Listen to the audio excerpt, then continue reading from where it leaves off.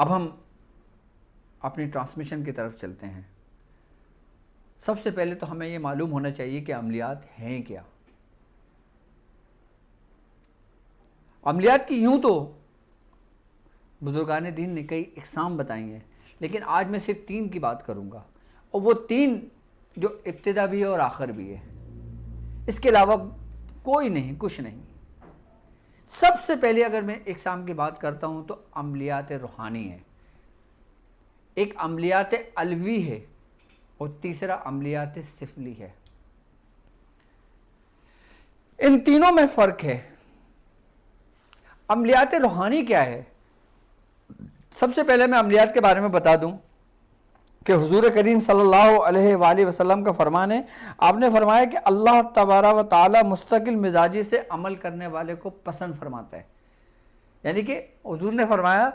کہ عمل تھوڑا کرو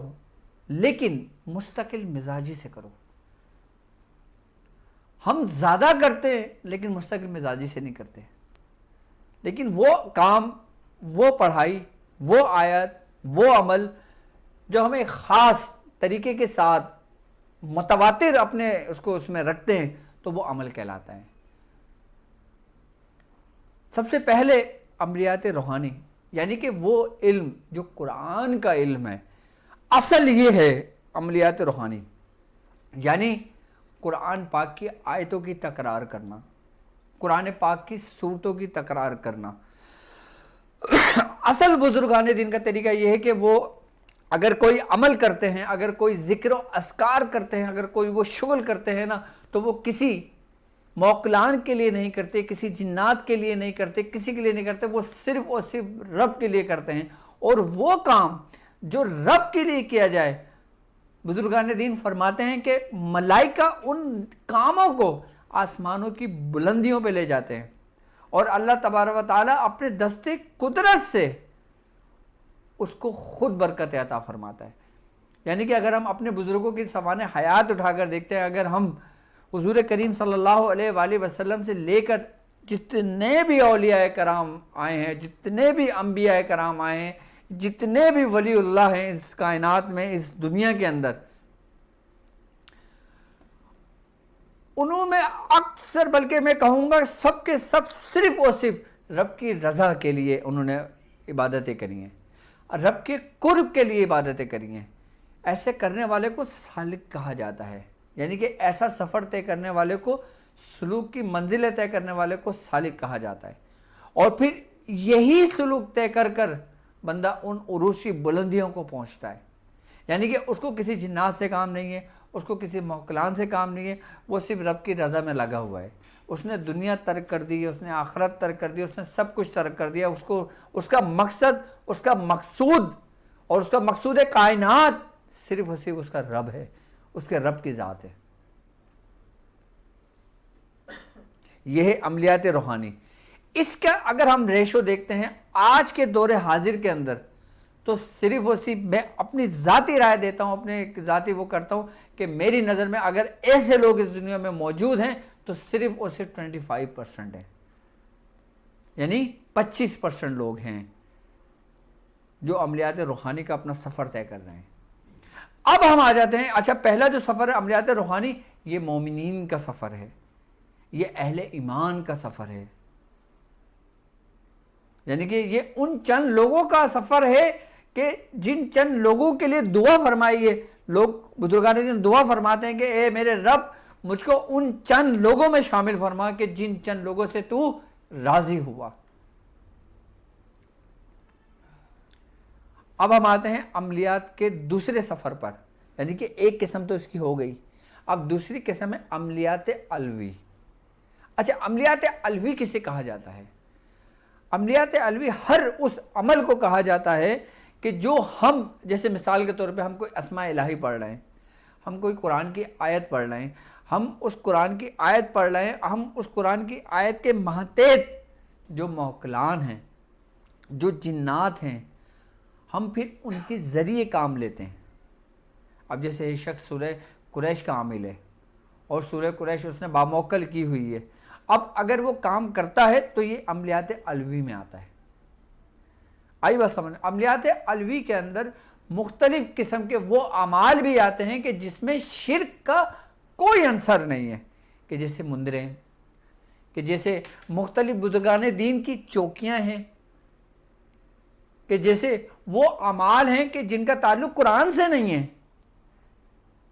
لیکن ان کا پڑھنا جائز ہے کیونکہ بزرگوں نے پڑھا ہے۔ ایسے عملیات کہ وہ عملیات کہ جو ہم کسی موکلان کی حاضری کے لیے کرتے ہیں، کسی جنات کی حاضری کے لیے کرتے ہیں، یا خلق خدمت کے لیے کرتے ہیں، تو ایسے عملیات کے سفر کو ہم عملیات علوی کا سفر کہتے ہیں۔ اچھا، عملیات علوی کا سفر کی جب انتہا ہوتی ہے نا تو پھر وہ شخص عملیات روحانیت میں داخل ہو جاتا ہے، کیونکہ جب ایسے بہت کم بزرگ گزرے ہیں کہ جو عملیات علوی کا سفر بھی انہوں نے طے کیا ہوتا ہے اور عملیات روحانیت کا سفر بھی طے کیا ہوتا ہے، ایسے بہت کم بزرگ گزرے ہیں، اور ایسے بزرگوں کے اندر ہمارے شیخ، ہمارے سلطان گزرے ہیں کہ جنہوں نے اپنا سفر عملیات کی دنیا سے شروع کیا اور پھر اس میں اس کی انتہا کو پہنچے، اور اس کے بعد انہوں نے اس میں قدم رکھا اور پھر اس میں اپنے عروج کو پہنچے۔ یعنی کہ عملیات علوی سے آپ اگر عملیات روحانیت کی طرف جاتے ہو تو آپ اعلیٰ سے اور اعلیٰ درجے پر منتقل ہوتے ہو، لیکن سفر شروع کرنا یہ آپ کے لیے انتہائی ضروری ہوتا ہے۔ اب ایک شخص گھر سے سفر کو ہی نہ نکلے اور وہ کہے کہ مجھے منزل نہ ملی تو یہ اس کی بد نصیبی ہے۔ عملیات علوی کے اندر آپ ہر وہ علوم اس کے اندر آ جاتا ہے، جیسے علم جنات، جنات کا علم، جیسے عملیات جنات جسے کہا جاتا ہے کہ جیسے جناتوں کو حاضر کیا جاتا ہے۔ اچھا، اس میں آ جاتا ہے علم موکلات، کہ موکلات کے جاننے کا علم، ان کو حاضر کرنے کا علم، ان سے کام لینے کا علم، ان سے پوچھنے کا علم، ان کے ذریعے اپنے معاملات کو طے کرنے کا علم۔ اب اس کے اندر آ جاتے ہیں علم حمزات، علم جفر، علم الپریاں، آئی بات سمجھ میں، اور تسخیر حیوانات، تسخیر خلائق، تسخیر اربع عناصر۔ اچھا، اگر عملیات علوی کی اگر ہم بات کرتے ہیں تو عملیات علوی میں جو نا تقریباً اگر میں اس دور حاضر میں دیکھوں، اچھا اس میں عملیات علوی کے اندر وہ لوگ بھی شامل ہوتے ہیں کہ جو وظائف پڑھ رہے ہوتے ہیں، جو عملیات کر رہے ہوتے ہیں۔ انسان وظائف سے ہی عملیات کی طرف کا اپنا سفر طے کرتا ہے، یعنی کہ ایک شخص کاروبار کے لیے کچھ پڑھنا چاہتا ہے،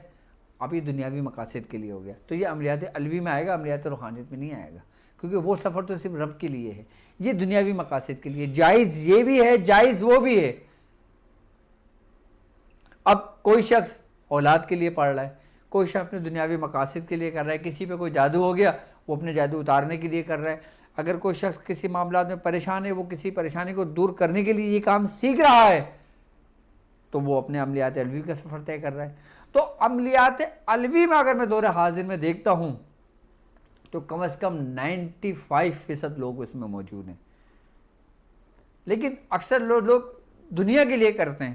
اپنے کاروبار کے لیے کرتے ہیں، اپنے مقاصد کے لیے کرتے ہیں، تو وہ ان کی حد تک محدود رہتا ہے، ان کو اس تک کا اجر ملتا ہے۔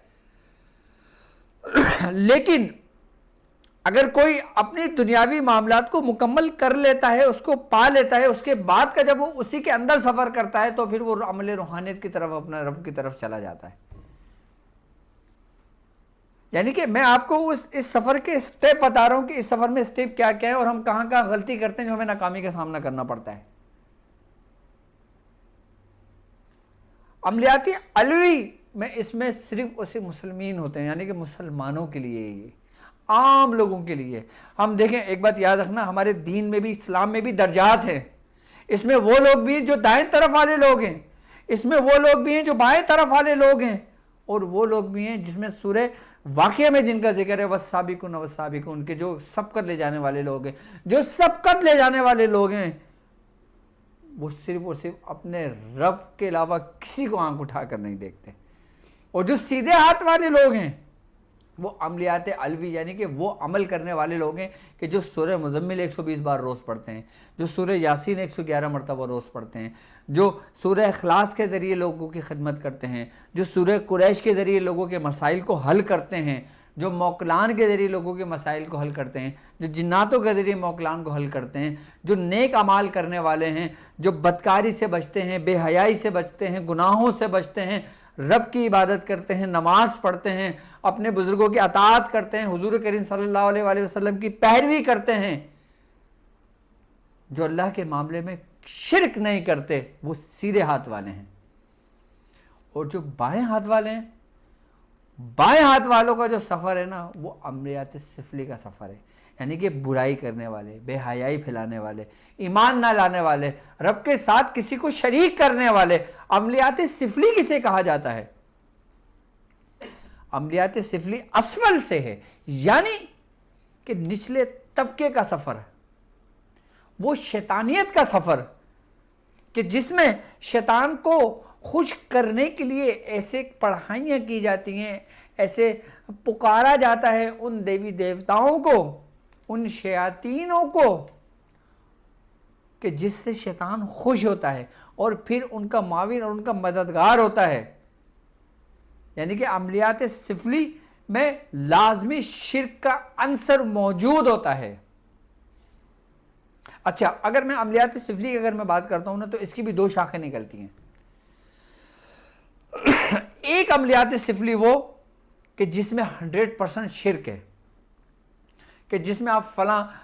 کے نام سے اس کو بھیٹ دے کر